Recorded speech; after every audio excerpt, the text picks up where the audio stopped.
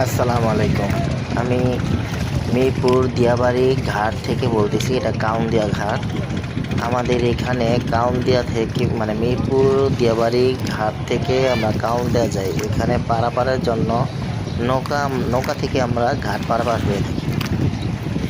এটি আমার দ্বিতীয় ব্লগ। আসল মেন উদ্দেশ্য হলো আমাদের এখানে এই মিরপুরের মধ্যে একটি গ্রাম আছে, সেটা হলো কাউন্দিয়া ঘাট।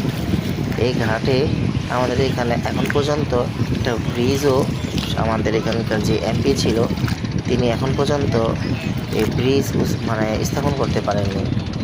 আগে যে ছিল না আসলাম সাহেব, উনি এটার অনুমতি দিয়েছিল, কিন্তু এখান থেকে এখন পর্যন্ত ব্রিজের কোনো অনুমোদন এখনও পায়নি।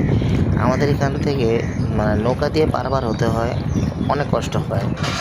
মাঝে মাঝে দেখা যায় যে অনেক বড় বড় ট্রলার পার হতে হয়। এটা হলো কাউন্দিয়া ঘাট। আমরা এই ঘাটে এসে আমরা পৌঁছাই। দেখুন এখানে কি অবস্থা। এখানে আমরা খুব পারাপার হতে আমাদের অনেক কষ্ট হয়।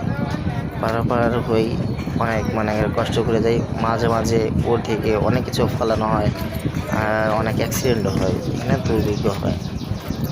এখানকার চেয়ারম্যানও এর ব্যবস্থা নেয়নি এখন পর্যন্ত। এই আমাদের এই কাউন্দিয়া ঘাটে এখানে অনেক নোংরা পরিবেশ। আমরা এখানে কীভাবে বলবো, অনেকে কষ্ট হয়ে যায় আমাদের। এটা হলো সিঁড়ি, কাউন্দিয়া ঘাটের সিঁড়ি। এখান দিয়ে আমরা যাই, চলাচল করি। এখানে মনে করেন এটা প্রায় বলা যায় এটা এখানে গ্রাম্য পরিবেশ হিসেবে থাকি। এটা হলো কাউন্দিয়া ঘাট। মিরপুর সাভার যতভাবে একটা গ্রাম আছে, এখানে গ্রামের নাম হলো কাউন্দিয়া। এই আমার সিএনজি হয়, সিএনজি থেকে আমি যেতে থাকি আমার বাসার উদ্দেশ্যে। আমি রওনা হই বাসা যাই। এটা হলো কাউন্দিয়া বাজার। যেতে যেতে আমি আমার বাসার উদ্দেশ্যে রওনা হই। রওনা দিয়ে মনে করেন এটা হলো কাউন্দিয়া বাজার ইউনিয়ন। তো আমি সিএনজিতে উঠেছি। চলাচল ভালো, কিন্তু আমাদের একটা সমস্যা হলো এখানে যদি ব্রিজ হয় তাহলে আমাদের যাতায়াত করতে অনেক সুবিধা হয়ে যায়। তাছাড়া এখানে মনে করেন অনেক চোর ডাকাতি বেড়ে যায়। এটাও এখন আমি বাসা চলে যাচ্ছি। বাসার প্রায় কাছাকাছি আমি চলে আসছি।